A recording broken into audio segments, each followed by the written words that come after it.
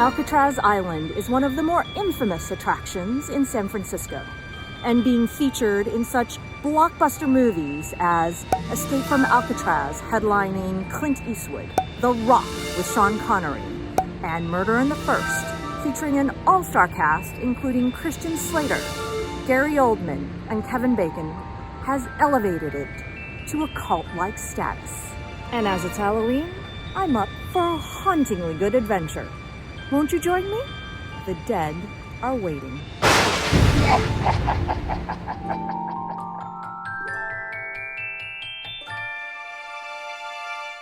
This is a hugely popular attraction for out-of-town visitors, so it's best to purchase your online tickets in advance.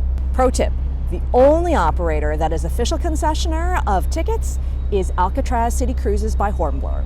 If you're getting them from anywhere else, make sure they're not taking their extra pound of flesh.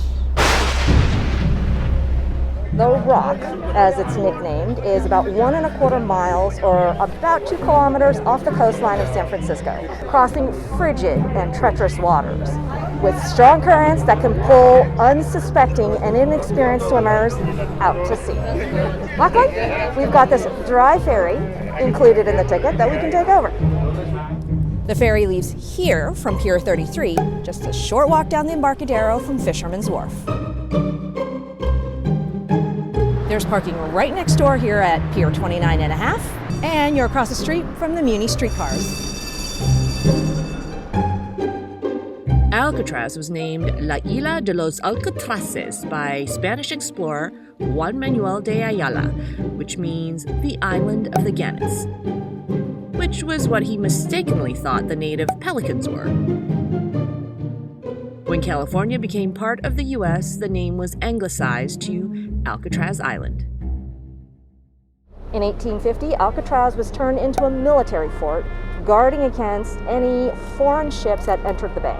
And that included all of the land surrounding the Golden Gate Bridge, including Alcatraz, Angel Island across the way, parts of the marina, the Presidio, and across in Marin. Because of its relative isolation and difficulty of escape, the fort was also used as a military prison. The first inmates were Civil War POWs that were housed in the basement of this guardhouse back here.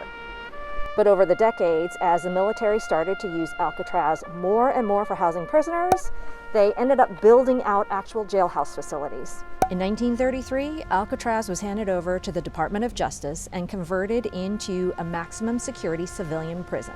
Only the most disruptive criminals, who were deemed too dangerous for the other penitentiaries, were sent here. Some of the more infamous residents of Alcatraz included Robert Stroud, aka the Birdman of Alcatraz, who developed this really strange hobby cultivating birds while incarcerated. George Machine Gun Kelly, a bootlegger who at one point was public enemy number 1 for the sheer volume of kidnappings and robberies he had committed before he was arrested. And probably the best known gangster in American lore, Chicago mob boss Al Scarface Capone, made famous by Robert De Niro's depiction of him in 1987's award-winning The Untouchables. Let's head to the top of the island. From the ferry landing, it's a pretty steep and long climb, so do come prepared with good walking shoes. This is the warden's house. There were 4 total wardens during Alcatraz's time as a federal penitentiary. All were extremely tough and ruled the prison with an iron fist. The first and longest-serving warden, James Old Saltwater Johnston, required silence in the prison at all times. Inmates were only allowed to speak during meals or outside for recreation time. The silence was so oppressive and unbearable that many inmates went mad.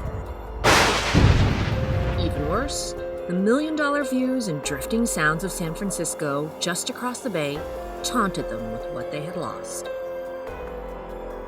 Let's walk over to the cell house. Although the wardens were philosophically reformists and introduced a lot of positive policies like banning the use of straitjackets and allowing inmates to have prison education, take trade courses, and also enjoy extracurricular activities like painting and prison orchestras, there was also a lot of not on the books torture and punishment, which gave Alcatraz the nickname of Devil's Island in inmate circles. And here we are at the cell house. Make sure you pick up an audio tour, as inside it's all self-guided. Behind these walls, there were brutal beatings, sometimes with a rubber-covered lead club called a blackjack. Guards would torture inmates in solitary by turning on the air conditioning full blast so that they froze. And even worse, complete sensory deprivation in the hole where there was absolutely no light or sound. A letter from a convict smuggled out to the San Francisco News in 1935 asked the paper to investigate criminal cruelty practiced on inmates at Alcatraz prison. He mentions Edward Lewis, who was kept in a dungeon for 6 weeks, starved, sprayed in the face with gas, and beaten with clubs.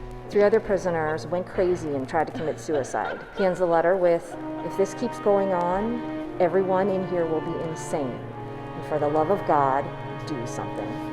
Of course, there were successful suicides, which is what makes this island extremely creepy.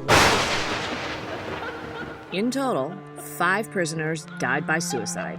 8 were murdered by other inmates. 8 died in escape attempts, and 2 more were sent to San Quentin for execution.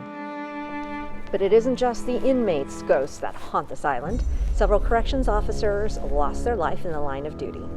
Officer Royal Klein was bludgeoned to death with a hammer when 3 inmates escaped from the workshop that he was overseeing here.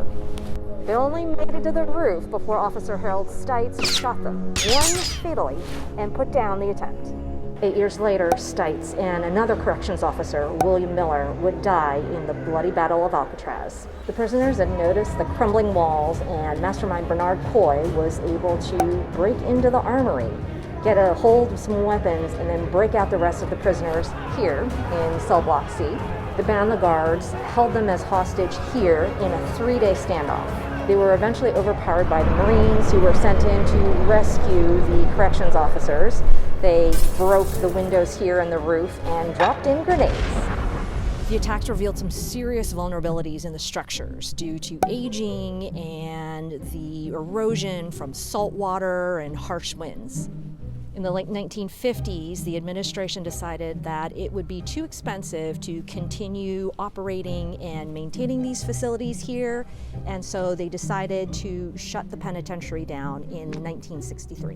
In 1972, the National Park Service took over operation of Alcatraz and reopened it as a national landmark and tourist attraction. Nowadays, over 1 million people visit here annually. During the day, this is a fantastic step back into San Francisco history, with the added bonus of a beautiful national park. And don't forget to check out the pretty little gardens planted throughout. However, around Halloween, from the beginning of September through the beginning of November, a special night tour is offered, where you can get a completely different, haunted perspective of Alcatraz Island and walk among the ghosts of murdered prisoners and guards past. It is limited to 100 people per night, and this is the one time of the year where locals will climb out of their crypts to attend, so book well in advance. Well, my sentence here on Alcatraz is about to come to a close. It's time for me to turn back into a pumpkin.